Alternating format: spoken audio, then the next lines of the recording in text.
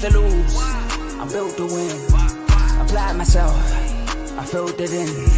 No time for the doubt. They counted me out. I'm getting it in. Yeah. No time for no loss. Pacers were going to make the playoffs. It didn't end so well for you, brother. If you ain't thinking the same, then we playing by different rules.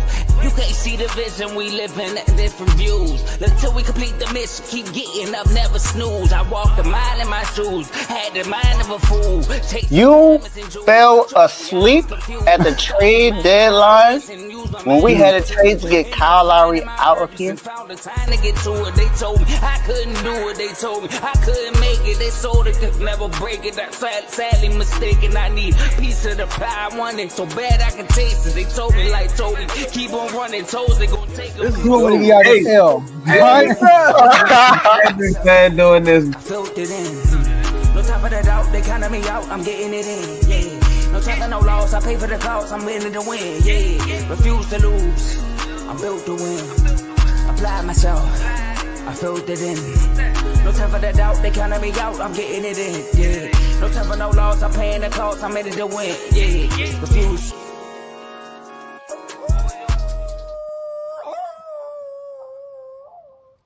What's up, everybody? Happy Thursday. Hope y'all having a good day today. Welcome to Season 2, Episode 7 of Dave's Doghouse. Already got a first comment. Shout out to my guy, Big O. We here. Definitely glad to see you here. I am live right now on YouTube, Facebook, and X, so make sure you subscribe on YouTube. I am 2 away from 150, so just go ahead and subscribe right now. If you haven't done it already, go ahead and do it right now. Also, hit that notification button so whenever I go live or upload a video or short, you automatically get to see it first. I can't wait to talk about everything that I have in store for y'all today. We got somebody finally coming out of the doghouse. We got another honorable mention today. Do we have a dishonorable mention? Don't know. We got one candidate going into the doghouse today. And then we got almost like a college field bracket for dogs. Now, I want y'all to guess who's going to be the big dog. And it is a college person.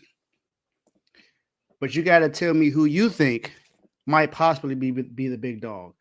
All I can say is they are part of one of the greatest college basketball teams we've known. So, you let me know exactly who you think it is. I just give you one hint, and that's all you're going to get right now. Today is April 3rd, 2025. We've had a lot of interesting things happen. You know, baseball opening weekend just came up. Yankees caught fire. Dodgers are 8-0 right now. Crazy. Defending champs started 8-0, so definitely having a great season so far. I mean, the Braves not looking so well, 0-7 right now. It's not a good look for them. But y'all, I want to go ahead and bring up. I'm going to start this by showing y'all exactly who's in the doghouse right now. So let's go ahead and look at this list, and you see exactly who's in the doghouse. It's a lot of people in here right now. We have some new additions just come up, of course. You know, Zach Kleiman, GM for the Grizzlies, is in here because, I mean, fired Taylor Jenkins right before the season start, right before the playoffs start. Crazy move.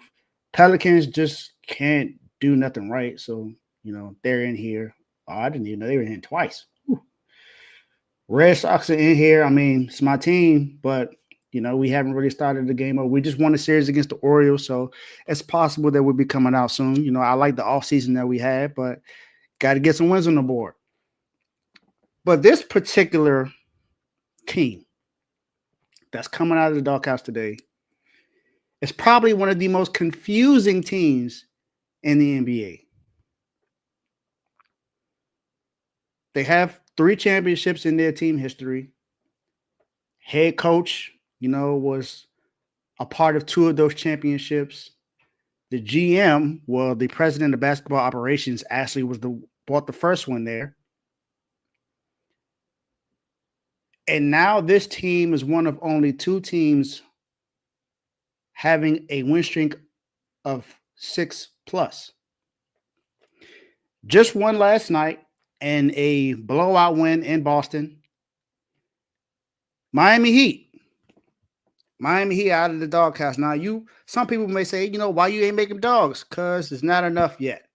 This is my team. As you can see, I have the Miami Heat culture shirt on. So there was a lot of questions about Heat culture just a couple weeks ago. What is Heat culture? Are the Miami Heat is it still alive right now? And honestly, during that time, it was not.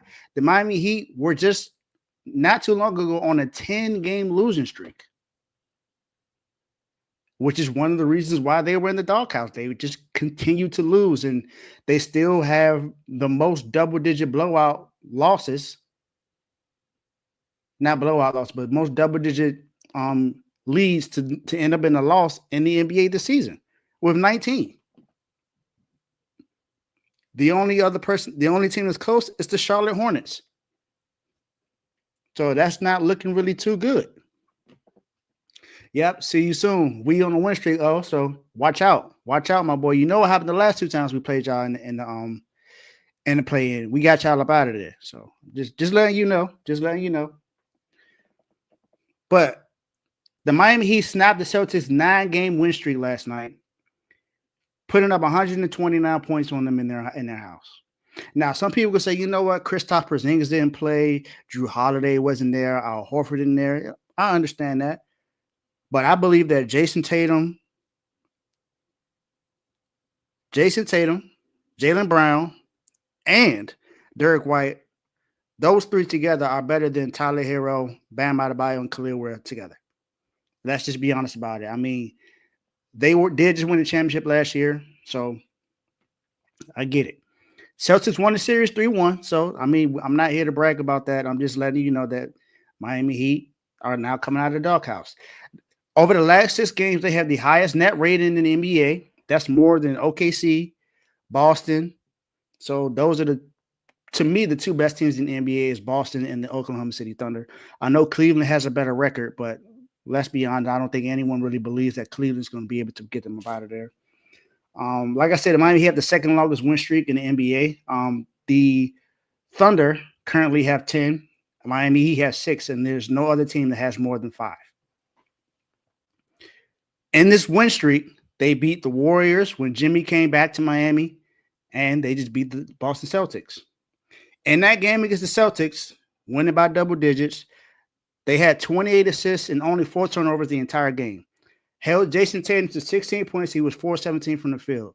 So this is the reason why the Miami Heat coming out of the doghouse. Now, Eric Spoelstra is also in here, but I'm not going to have him come out of the doghouses yet. I want to see him be more consistent with his lineups and everything before I put him out of the doghouse. But this time around, the Miami Heat are out of the doghouse, so they're kind of sort of in the clear right now. So Miami Heat looking good right now so far.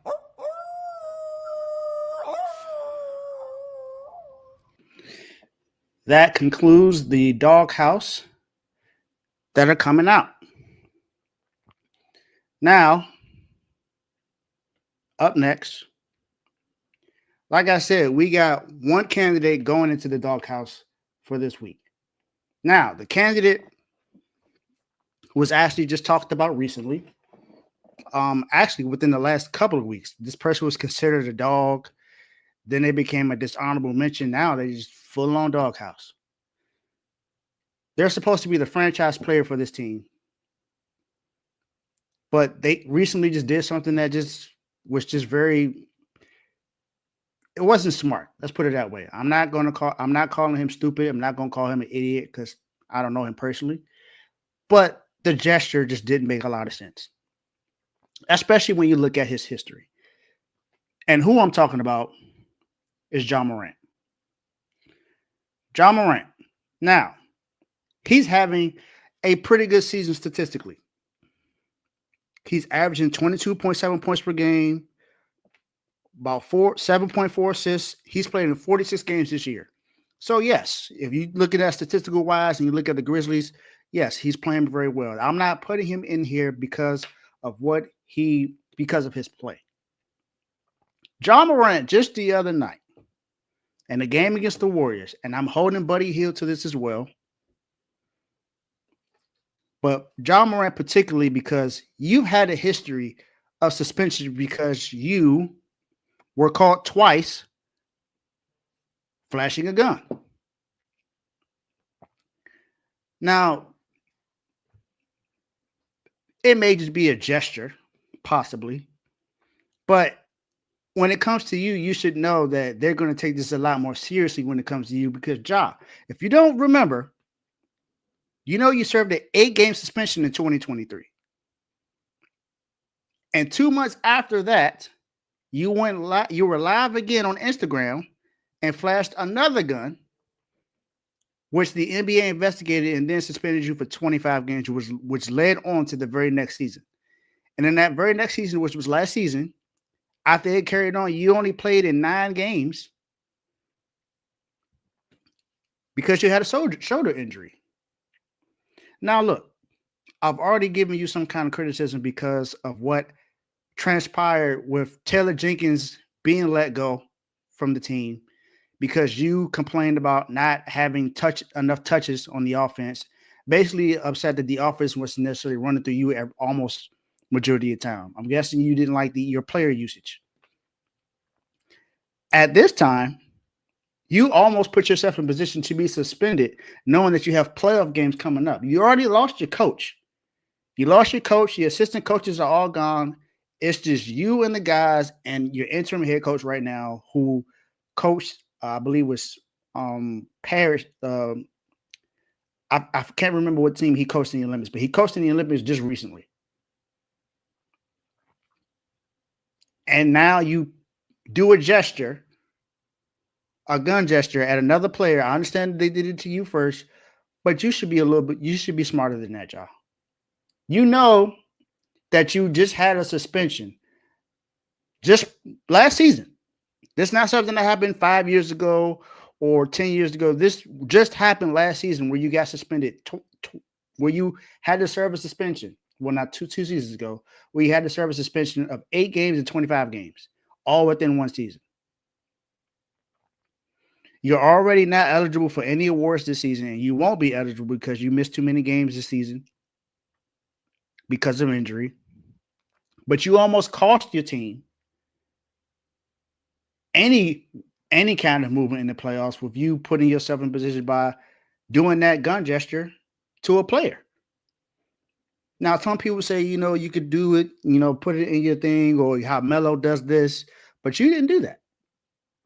You literally pointed at another player.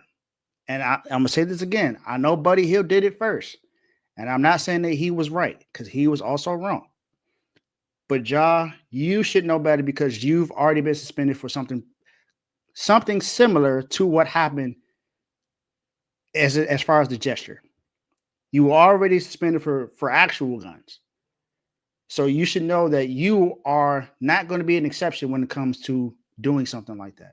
So, Ja, you are the one and only person being inducted into the doghouse today. Please be smarter next time so I can get you out of the doghouse. My guy, you in the doghouse. And as I said, that is the very only one that would be in the doghouse at this time. Now, I do have an honorable mention today, so that's who we're going to talk about next. Honorable mention today, this young lady did something phenomenal this year. Although she is no longer in the tournament, I feel like she deserves to be talked about because there was a big meme going around last year of her guarding Caitlin Clark and her basically saying, I don't know what you want me to do. And just this season, Haley Van Lith has led another team to the Elite Eight this season. This is the third team that she's led to the Elite Eight. She's the only player in NCAA history to do so. She did it with Louisville. She did it with LSU last season. And she did it with TCU this season. She was first team Big 12 this season. She was also the Big 12 Player of the Year.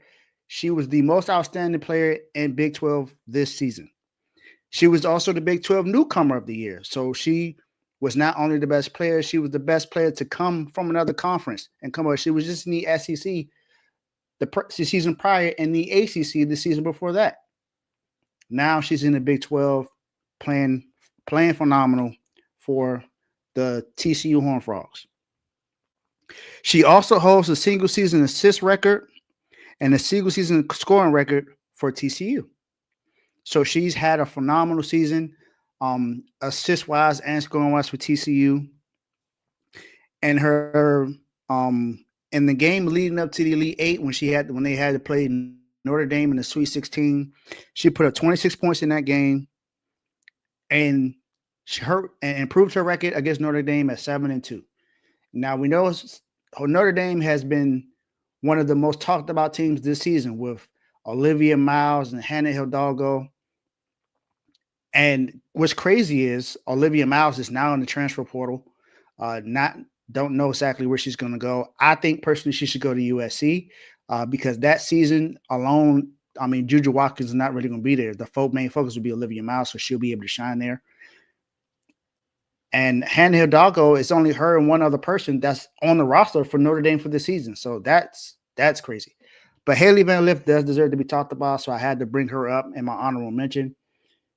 As I said, she's had a great season. I'm looking forward to see what she does next year, if she's in the draft or not, or if she transfers or something. I'm not sure, but it would be interesting to see. And your honorable mention this week.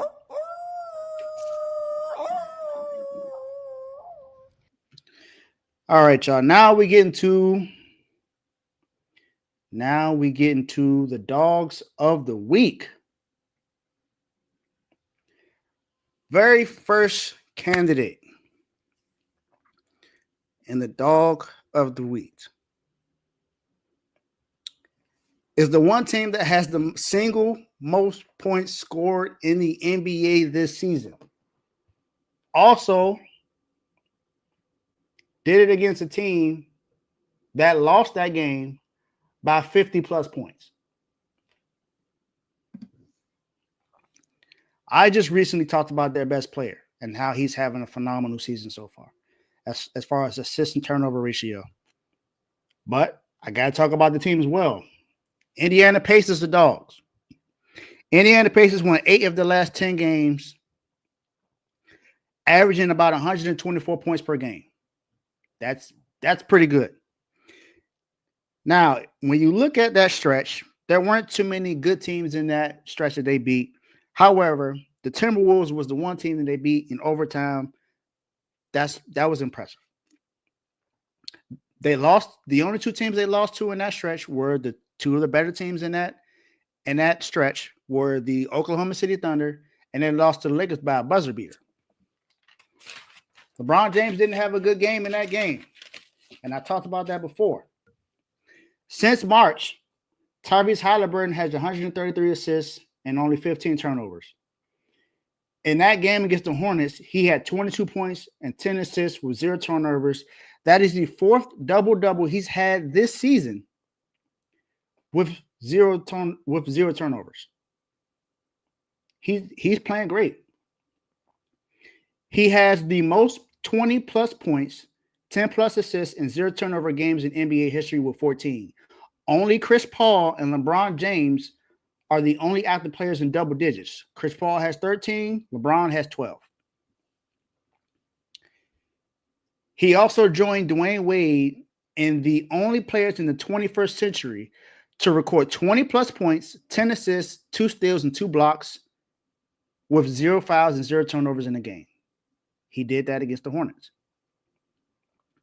Aaron Nesmith, last 10 games, he's averaged 15.6 points per game, about 4 rebounds, a steal, almost 3 threes a game. In that stretch, 55% from the field, 51% from 3, 95% from the three-point line. He is on pace to become the 10th player in NBA history with the 50-40-90 season. We know we heard about Kevin Durant having that. I believe Steph has had it before. Aaron Nesmith is now in that conversation as far as the 50-40-90 season. He has the possibility of being just the 10th player ever to do that. The Indiana Pacers are now 4th in the Eastern Conference. Right now, if the season ends today, they would be going up against the Detroit Pistons. And that would be a very interesting series. There's a lot of people that said that, the Pacers run last year was fluke. Pacers got to be able to prove it this year. My guy Joe on R2L, if you R2L, we have a show every Tuesday and Friday at 7 p.m. Make sure you tune in and subscribe there. He believes that the Pacers are the scariest team in the Eastern Conference. Now, he believes that, then you got to say something to it. Now, I know that this team is not necessarily a defensive team, but offensively, they can score with anybody, especially with Tyrese Halliburton not turning the ball over that much. And honestly, early in the season, it didn't look that good for him. But then Tim Hardaway Sr. had to come out and say something, and then Tyrese Halliburton started to turn up. So the Indiana Pacers will be the very first inductee to the Dogs this week. And like I said, they're looking really good right now. 4th in the Eastern Conference, and more than likely it's going to stay that way. I mean, unless the Knicks happen to fall off somewhere. They have, like I said, that first round matchup is going to be interesting between the Pacers and the Detroit Pistons, because I believe the Pistons could be a scary team in the Eastern Conference. But we'll see. So, Indiana Pacers, your Dogs.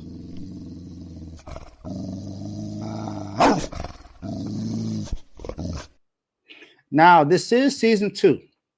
And I remember saying when I started season 2 that I'll start this with just basketball and it'll stay that way until, everything starts to show up afterwards. Baseball season has started. It was a crazy opening weekend for a specific team, but I'm talking about a specific player in the opening weekend. Now, there's someone else that leads the league in home runs at this moment, but this guy has played very well for a team that I despise, and I'll be honest about it.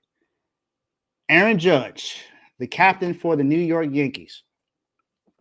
Aaron Judge is one of 9 Yankee players to have a home run so far early in this baseball season.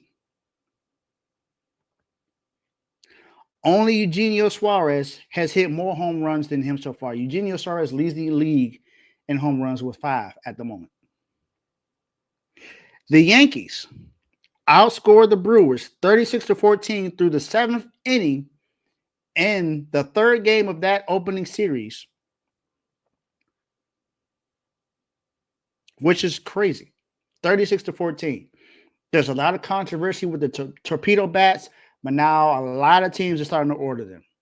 Not everybody's hitting them. I know Ellie De La Cruz had a career day after his first try with it. I think he believed he was 4 or 5 in that game. So it's working, and it's perfectly legal. Aaron Judge in that opening series against the Milwaukee Brewers, he had a .545 batting average. 545 with 4 home runs, 11 RBIs, and a whopping 2.461 OPS. That is ridiculous to happen in the first series of opening weekend. That is almost unheard of. But Aaron Judge, last season, he was not playing this well early in the season. He actually struggled last season to start up. And then, Juan Soto was not there anymore. Some people believe that his numbers would kind of dwindle with Juan Soto not being there. But the Yankees used that money wisely, and when they got guys like Cody Bellinger to help bolster up this team, Jazz Chisholm is back now in a full off season with the Yankees, also playing well. He's right. He hits right after him. So, I mean, if you walk Aaron Judge, you got Jazz to deal with. So, Aaron Judge has been playing phenomenal so far in this early baseball season. He has the most home runs since the start of July 2024. The only person next to him is Shohei Ohtani. Or as my guy Carl would say, go Tani.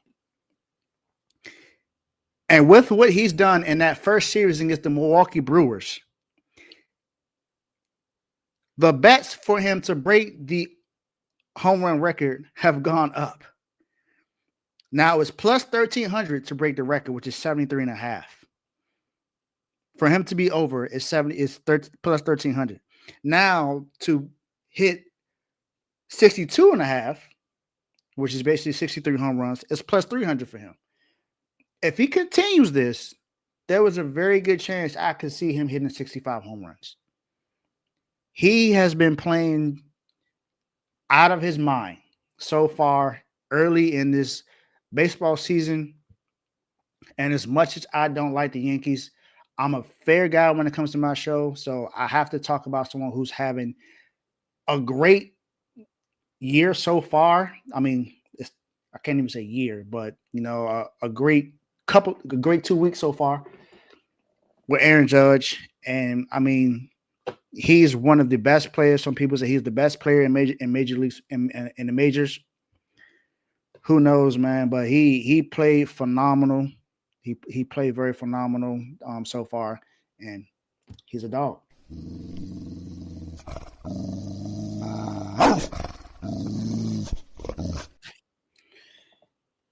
Very next person I have to talk about as far as the dogs. This is his very first time he ever talking about him. And, most of the guys that are talked about in the NBA are more so about offense.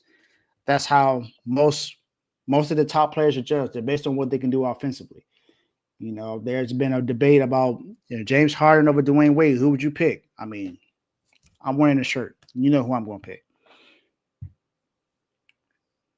Then you got guys like, in the history of basketball, you got Allen Iverson. You got Steph Curry. A lot of these guys aren't known for defense. But this guy right here is in the defensive player of the year conversation. And although his team is in the play-in at the moment, he is a big reason why they are able to win games based off of defense. And I'm talking about Dyson Daniels for the Atlanta Hawks. He was just recently named the Eastern Conference Defensive Player of the Month. Draymond Green was the Western Conference Defensive Player of the Month. But Dyson Daniels, deservingly so, is playing the best defense in the Eastern Conference, I believe, so far this season. I know some people are going to say Evan Mobley, and I understand that. But if you look at what Dyson Daniels is doing, he's doing something that hasn't been done for a while. He has 261 stocks, that's steals and blocks, this season. That is the most by a guard since Wade in 2009. Yeah, that Dwayne Wade. He has 14 games this season with 5+ steals.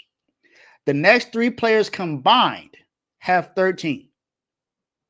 I'm going to say that again.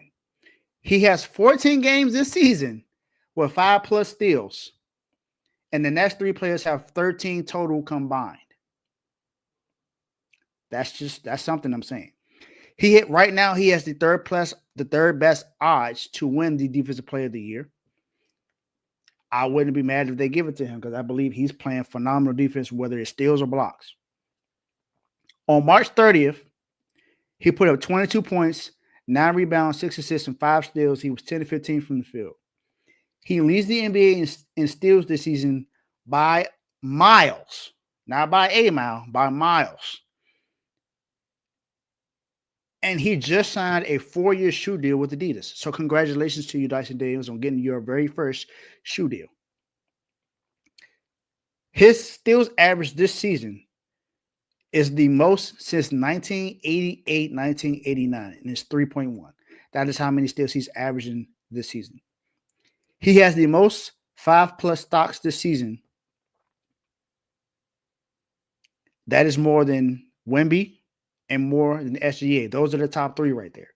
Those are the only 3 that matter in that conversation.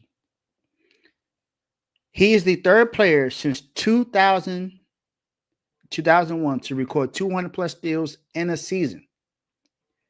The other two players that did it, I named one of them, Allen Iverson. He did it in the 2002 season. And Chris Paul did it twice in back-to-back seasons. He did it in 07-08 and did it in 08-09. He is the first player to do that since then. He is a defensive, I don't want to say defensive marksman. He's a huge defensive anchor for the Atlanta Hawks. Now, I know the Hawks aren't necessarily known as a defensive team, but Dyson Daniels, there's a reason why he's in the defensive player of the conversation. So, Dyson Daniels, your dog.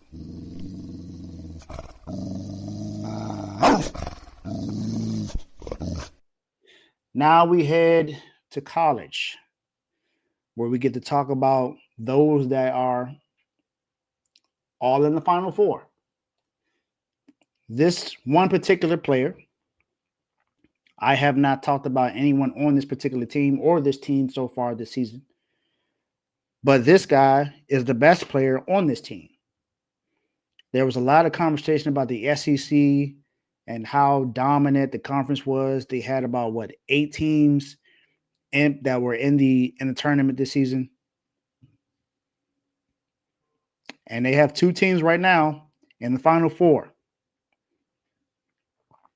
One of the players was a National Player of the Year candidate in Johnny Broome for Auburn. And this player right here has played phenomenal for the Florida Gators. I'm talking about Walter Clayton Jr. He is reminding me a lot of some of the damage that Steph Curry can do in the game. You know, Steph Curry's pull-up game is out of this world. No one has the pull-up game that he has from 3 or from anywhere, honestly. He's the greatest shooter I've ever seen, greatest shooter of all time. Walter Clayton Jr. In that game in the Elite 8 against Texas Tech, Texas Tech had the lead. He had a double-digit lead in that game. Florida momentum carried over when Walter Clayton decided to take over. He hit 3 step-back threes in that game that seemed like they were death blows to Texas Tech, a team that looked like they were on the verge of getting to the Final Four. But it just didn't happen for him because Walter Clayton just took over. Now there's other guys on the team that made a difference as well, but I'm here to talk about Walter Clayton Jr. For the tournament, he's averaging 22.3 points per game, shooting almost 45% from 3, 45% from the field, and 87, almost 88% from the free throw line. That is so far in the tournament. 4 games in the tournament, that is what he's averaging right now. He has Florida in the Final Four for the first time since 2014. In that game against Texas Tech, with those 3 threes that he hit, he finished the game with 30 points, 1 turnover, 4 assists, and 2 blocks. Now, if you go look at the highlights of the game or you go back and look at the game, you'll see exactly what I'm talking about. That he has takeover ability. You know, when you play 2K and it gets down to a certain point and the guys get hot and they have that takeover ability, he has it in every single game. Walter Clayton Jr. is a beast. And he lets you know, don't leave me open. Because if you leave me open, it's gonna cause some problems for you.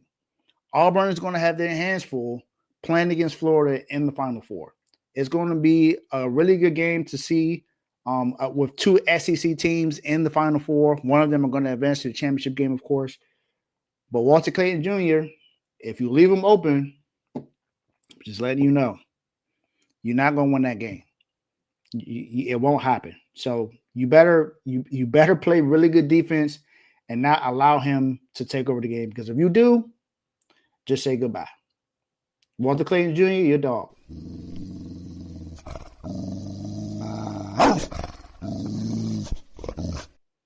Down to the final two. Now, this guy is a coach. He's coaching one of the teams in the Final Four. He's had a really good last 5 seasons in college basketball. You know, when you think about college coaches, you hear names like Mike Izzo, Coach K, of course, Roy Williams, you know, Bruce Pearl, you know, Coach Cal, you know, Rick Pitino. It's a lot of guys you can go down the line. Jim Boeheim. You can go down all the lines of all the coaches that you hear in college basketball, especially for men's. And even to go to women's, you got Gino Auriemma. You got Don Staley for South Carolina. There are some great coaches in college basketball. But right now, if we're talking about who's the best coach left in the men's tournament, I think it's Kelvin Sampson. Kelvin Sampson in the last 5 seasons with Houston has gotten them at least to the Sweet 16 every single year. In 2021, Houston had 28 wins. They were the 2 seed. They got to the Final Four. As I already said, they're in the Final Four this year. This is their first time since then. So 4 years ago, they were there. They're back again this season. In 2022, they had 32 wins. They were the 5 seed and made it to the Elite 8. In the last 2 seasons, they had 33 and 32 wins, both seasons, 2023 and 2024. They were the 1 seed. They made it to the Sweet 16. This year, 34 wins, 1 seed, and they're in the Final Four. Led by guys like LJ Cryer, who in high school, he averaged just about 40 points per game in high school. So he can take over a game as well. When I talked about Walter Clayton Jr., Cryer can do the same thing. I'm just saying. But this team is well coached. That out of balance play that gave them that lead and to help them win that game against Texas Tech, he confirmed it. That's a play that they practice all the time. There's a lot that goes into coaching.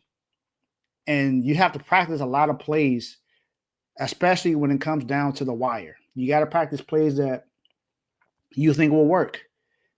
You know, you got the basics, of course. You know, playing certain zones, playing the 1-3-1 zone, the 2-3 zone. You got the man-to-man defense. You got a lot of things that you got to worry about when it comes to coaching in college basketball or just coaching, period. Kelvin Sampson is able to divvy up plays to put his players in positions to win games. As I said, I believe he's the number 1 coach left in the tournament right now. I mean, you got him, Bruce Pearl, John Shire, and the coach from Florida. I can't remember his name at the moment.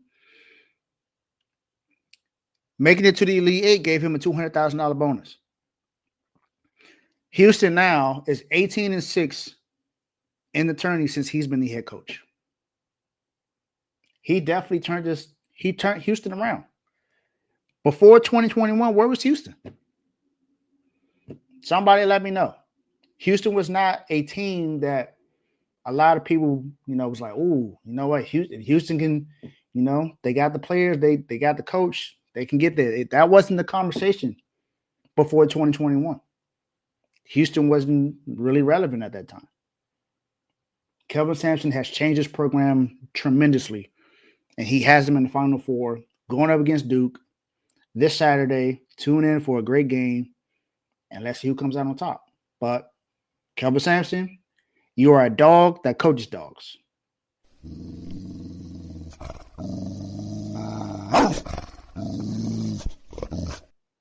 And we're down to the very last one. All right, y'all. We're down to the big dog. I gave you I gave you one little hint of who the big dog was going to be. Now, this person was kind of forgotten about during the regular season.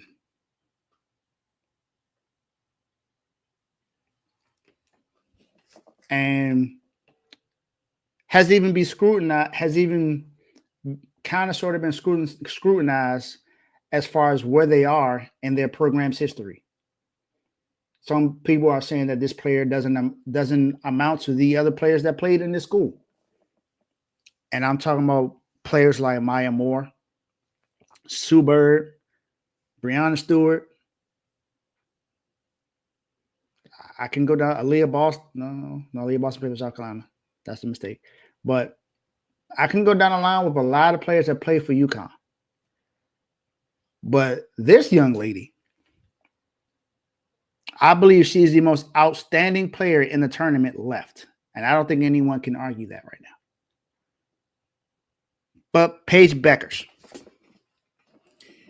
She is third all-time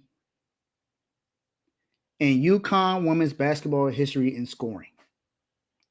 She only trails Maya Moore and Breonna Stewart. For the tournament, in the first 3 games, she averaged 28.3 points per game. That is the most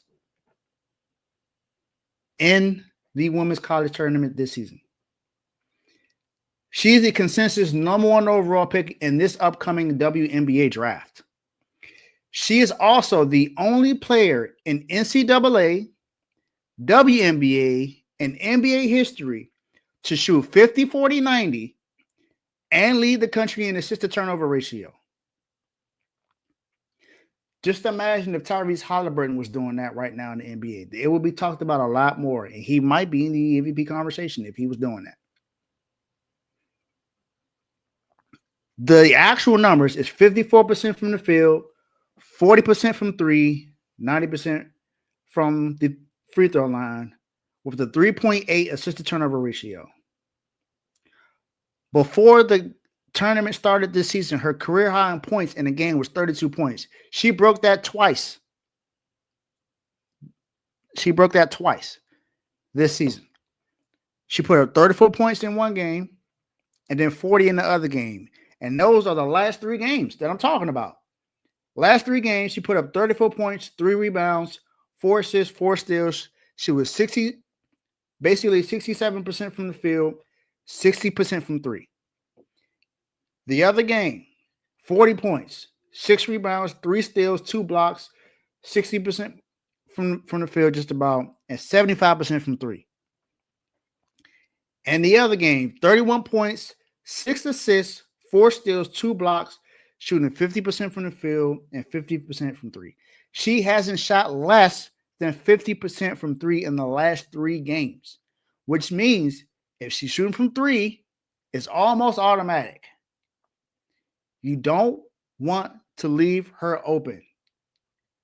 And she has other teammates that can play good as well. Sarah Strong put up 22 points in that game against USC. But Paige put up 34. Paige she's just playing on another level from everyone else. That matchup against Juju, it would have been great to see, because Juju is not only going to play offense, she's going to play really good defense. So that would have been a really good matchup to see.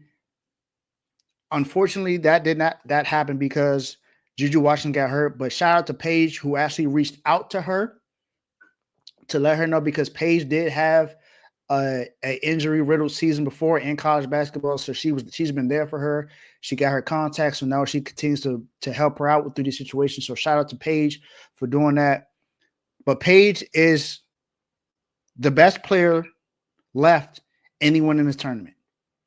I know Lauren Betts has had a really good season this year.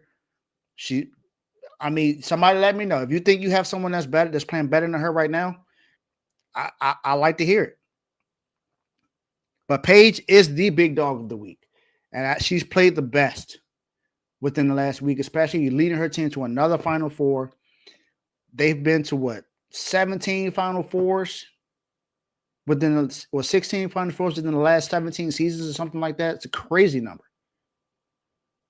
And she's a part of a historic, very, very historic team in college basketball.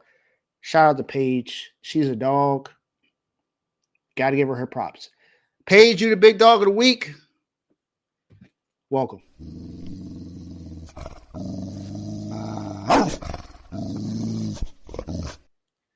That, ladies and gentlemen, concludes Dave's Doghouse for this week. Thank you all for tuning in. Hope y'all enjoy what you got today. Make sure you like, share, subscribe. As I said, 2 away from 150. So go ahead and subscribe now. My goal is to get to 500. Whatever you can do to get me to 500, I appreciate it. Keep the watch hours going up. Keep everything going up. Keep the views going up. Appreciate y'all for tuning in. See y'all next time. Peace.